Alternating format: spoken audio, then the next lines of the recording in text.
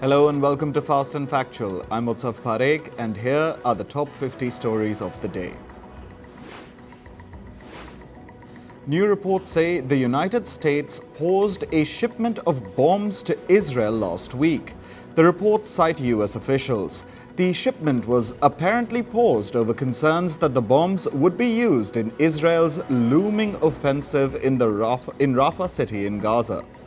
The US has been pressuring Israel to not go ahead with its planned incursion in Rafah. Russia launched an air attack on Ukraine's capital Kyiv this morning. Sirens were heard and smoke was seen rising between buildings. Ukraine's military says the attack also targeted the western city of Lviv. Russian drones also reportedly hit critical infrastructure in some central areas of Ukraine. Meanwhile, Ukrainian officials say they foiled a Russian plot to assassinate their president, Volodymyr Zelensky. Two Ukrainian colonels have been accused of participating in the alleged plot. They've been arrested. According to Ukraine's intelligence agency, the colonels were asked to identify people close to Zelensky who could take him hostage and later kill him. Yesterday, the adult film star Stormy Daniels testified in former US President Donald Trump's hush money case. She described her 2006 encounter with Trump. Daniels also spoke about the hush money deal she reached to stay quiet about the encounter. She added that her life descended into quote-unquote chaos after news of the deal came out. Tensions were high in the streets of Argentina yesterday. Riot police were mobilized against protesters. People are protesting against President Javier Milei's economic reforms. The demonstrators were marching towards Milei's residence in the Buenos Aires province. A tire barricade was set on fire. Water cannons were kept on standby amid the face-off. The protesters have now called for a national strike on May 9th. Chinese President Xi Jinping landed in Serbia's capital Belgrade yesterday. He was welcomed by Serbia's President Alexander Vučić at the airport. Serbia is the second stop in Xi Jinping's first trip to Europe after 5 years. Pakistan has released details about a suicide bomb attack on its soil that killed 5 Chinese engineers in March. Pakistani officials say that the attack was planned in Afghanistan. They added that the attacker was an Afghan national and the car used in the attack was also made in Afghanistan. However, Afghanistan's Taliban regime has rejected Pakistan's claims. In Thailand, a pro-democracy activist has been sentenced to 3 years in jail. 27-year-old Panupong Jadnok has been jailed over defaming the Thai royal family. He was convicted for social media posts from 2020 related to Thailand's king, Maha Vajiralongkorn. Thailand's monarchy is protected from defamation under one of the world's harshest lèse-majesté laws. One of the longest-serving North Korean officials has died at the age of 94. His name was Kim Ki-nam. He once headed North Korea's propaganda wing. He served all 3 generations of the country's ruling Kim dynasty. The current leader, Kim Jong-un, went to the official's funeral and expressed condolences to his family members. Officials in a Japanese town are constructing a high barrier to obstruct a famous photo spot. The spot is famous for the view of Mount Fuji. However, the large tourist footfall has become an annoyance for locals. The locals complain of litter, traffic, and illegal parking. Air India Express has cancelled around 80 flights and delayed many others. This is because several cabin crew members reported sick last night. According to reports, the staff called in sick together. This was supposed to be a demonstration against mismanagement by Air India Express authorities. Passengers experienced delays at several British airports yesterday. This was due to a nationwide technical outage affecting UK Border Force e-gates. Overnight, airports including Heathrow, Edinburgh and Birmingham reported issues. This resulted in long queues at the airports, leaving passengers frustrated. British authorities say that the e-gates came back online and the issue was resolved earlier today. AstraZeneca is withdrawing its COVID-19 vaccine globally. The company says that the decision was taken due to a decline in demand for its COVID jabs. However, the announcement comes weeks after AstraZeneca admitted that its vaccines caused a rare but serious side effect. The side effect causes blood clots and a low blood platelet count among patients. In climate news, according to new data, last month was the hottest April ever recorded globally. This extends an 11-month streak of record-breaking temperatures. Since June 2023, every month has been the hottest on record compared to the corresponding months in previous years. Rescue operations are underway in parts of flood-hit Brazil. People are being evacuated in the state of Rio Grande do Sul, where at least 90 people have been killed and over 130 others have gone missing. More than 160,000 people have been displaced due to the flooding. Thousands are currently facing a drinking water shortage and power cuts. A tornado partially knocked down a FedEx facility in the U.S. state of Michigan yesterday. At least 50 people were trapped inside the building. Downed power lines and debris made it difficult for emergency officials to reach out to those inside. In other parts of Michigan, more than 32,000 people were left without electricity. Firefighters are battling a wildfire in northern Japan. The forest fire broke out on a mountain on Saturday. At least 135 hectares of land have burned down since then. Local authorities say that dry weather is causing the fire to spread. 4 people have been arrested in the Indian state of Uttarakhand for allegedly causing a forest fire. The fire broke out in the Gangolihat forest range last Friday. It has been devastating Uttarakhand ever since. The Indian Air Force is helping douse the fire by dropping water on it via helicopter. Snowfall has occurred in several areas around Chile's capital, Santiago. Snow is rare in Santiago, but not unheard of. Over 225,000 people are experiencing electricity issues due to the snow. Local authorities have advised residents to exercise caution while driving. A leader of the COP29 UN Climate Summit has called for transparency from poorer nations. The official said that poorer countries need to show transparent accounting to justify their requests for climate finance. Climate finance helps developing countries reduce their greenhouse gas emissions. Some countries want this financing to reach $1 trillion a year. But this global target is expected to face resistance from rich nations at the COP29 summit later this year. On to business and tech news. Chinese social media platform TikTok has filed a lawsuit against the U.S. government. The firm is challenging a U.S. law that could potentially ban TikTok in the country. The law asks TikTok's Chinese owner, ByteDance, to sell the app in 270 days or face a ban. In its lawsuit, TikTok argues that the law is unconstitutional. The platform says that it is an intrusion on free speech. The lawsuit has also claimed that it is impossible to sell TikTok in just 270 days. The US has reportedly revoked some export licenses of chip makers Intel and Qualcomm. These licenses allowed the firms to sell chips to Chinese smartphone maker Huawei.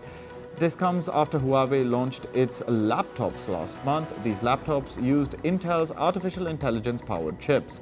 The US government has been restricting the export of advanced chips to China over national security concerns. Apple has introduced its latest iPad Pro. The tablet features Apple's new M4 chip, which can help with artificial intelligence tasks.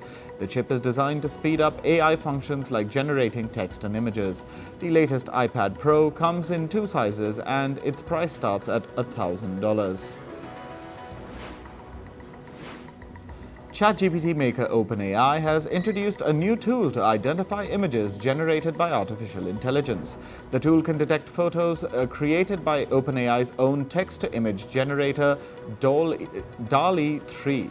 However, the company said it is not good at identifying images from other AI image generators like Midjourney. A group of startups in Spain has filed a complaint against the American tech giant Microsoft. The startups accuse Microsoft of abusing its dominant market position to sell its Azure cloud services. They claim that Microsoft puts restrictions on its products like Windows and MS Office. This, in turn, forces people to use Azure cloud. Startups have asked the Spanish competition regulator to launch a probe against Microsoft's trade practices. Meanwhile, Microsoft's gaming unit, Xbox, is shutting down multiple studios globally. This includes gaming studios in the US and Canada. The Japanese developer Tango Gameworks, known for its video game Hi-Fi Rush, is also being closed. Xbox is also laying off some of the workers at the studios being closed down. According to reports, Elon Musk has proposed testing Tesla's full self-driving feature in China. This is by deploying it in robo-taxis in the country. Musk made the proposal during his recent visit to China. Reports say Beijing officials welcomed Musk's suggestions. However, they did not immediately approve the widespread use of Tesla's software. Entertainment giant Disney's shares dropped by over 10% yesterday. This was after the firm released its second quarter results. Disney reported a 22% drop in profits for its TV business in the last quarter. The TV unit suffered after 8 of its channels were dropped by some US cable network providers last year. Saudi Arabia's oil giant Aramco has reported a 14.5% decline in its first quarter profits. The firm earned over $27 billion in Q1. Aramco's income was impacted by reduced oil production in Saudi Arabia. Saudi Arabia and a group of oil-producing countries have been reducing oil output since 2022 to boost prices. Meanwhile, British oil giant BP has also reported a sharp drop in its profit. BP's first quarter earnings plunged by 40% to $2.7 billion. This comes as the firm was hit by a refinery outage in the US earlier this year. Lower energy prices during the quarter also impacted BP's income. Moving to sports, we begin with cricket and the Indian Premier League. Delhi Capitals beat Rajasthan Royals by 20 runs yesterday. Delhi posted a total of 221 for 8 in their innings. Jake Fraser McGurk and Abhishek Porel both smashed half-centuries for Delhi. Chasing 221, Rajasthan lost both their openers early. Rajasthan's captain Sanju Samson scored 86 runs to keep the chase alive, but he was eventually dismissed in the 15th over.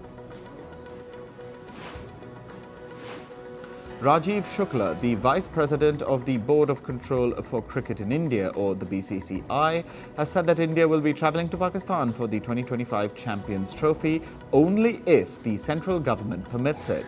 The statement comes amid speculation over India's participation in the tournament. Strained tensions between India and Pakistan have significantly affected cricketing relations between the two countries since 2008.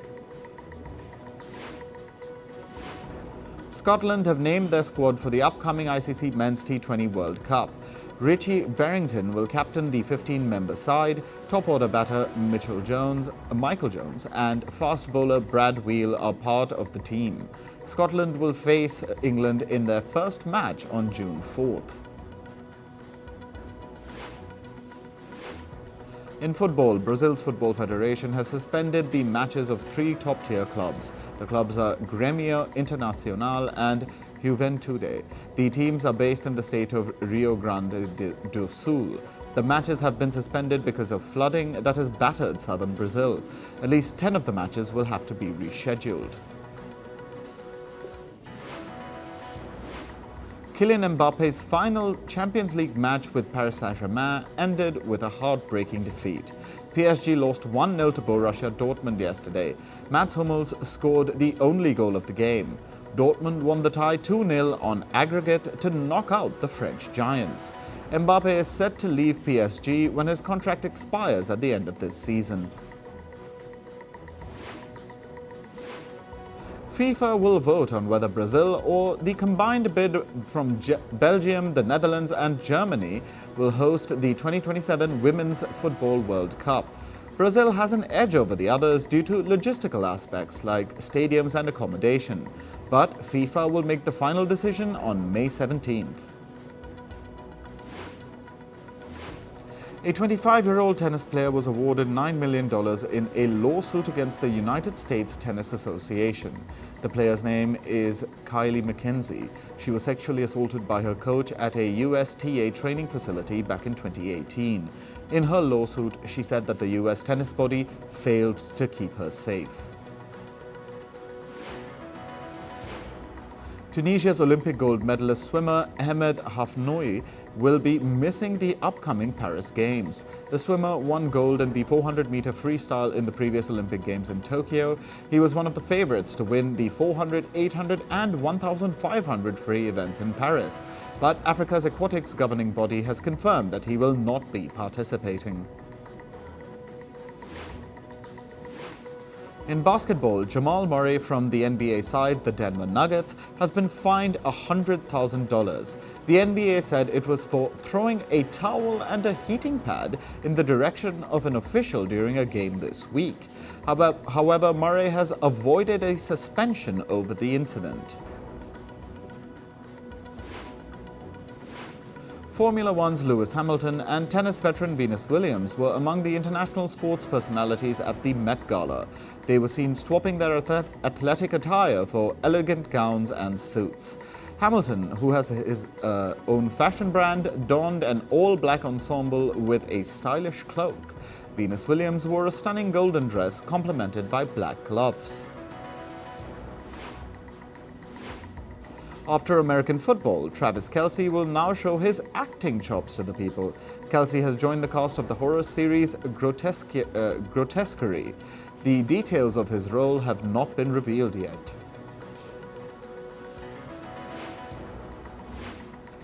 Shooting for Season 2 of the hit Netflix series Wednesday has begun. The filming is taking place in Ireland. Jenna Ortega plays the titular character, Wednesday Addams. Alongside Ortega, the show will feature a mix of old and new faces. The first season debuted in 2022. The makers of Despicable Me 4 released the film's trailer. The trailer shows a new addition to the franchise, Mega Minions. They will have superpowers like extra strength and laser beam eyes. Despicable Me 4 will release on the 3rd of July. Robert Downey Jr. is reportedly set to make his Broadway debut soon. He will star in a play titled McNeil. The star will be seen in the role of an author who struggles to write his novel. Shows of McNeil will begin on September 5th. Drake's security guard was shot outside his house in Canada's Toronto City. A bullet hit the guard's upper chest and he was taken to a nearby hospital. The suspect fled in a vehicle after the shooting. It's not confirmed if the rapper Drake was in the house during the incident. Croatia, Ukraine and Sweden are among the 10 countries that have qualified for the Eurovision 2024 finale. The 10 finalists will perform to win the competition on the 11th of May. Reports suggest that the host country, Sweden, has a strong chance to win. Eurovision is an annual international song competition organized by the European Broadcasting Union.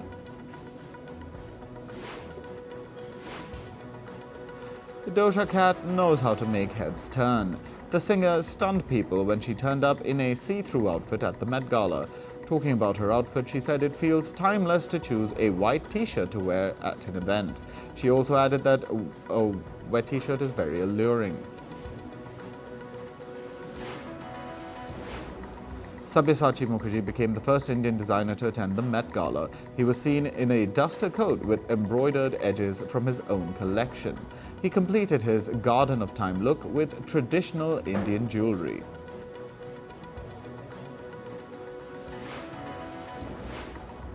Miss USA 2023 Noelia Voigt has resigned from her title. She says she wants to focus on her mental health. The Miss USA organization supported her decision. A new successor will soon be crowned. British actor Ian Gelder has passed away at the age of 74. His husband, Ben Daniels, announced the news of his death. Daniels revealed that Gelder had been battling bile duct cancer since December. Gelder is known for his portrayal of Kevin Lannister in Game of Thrones.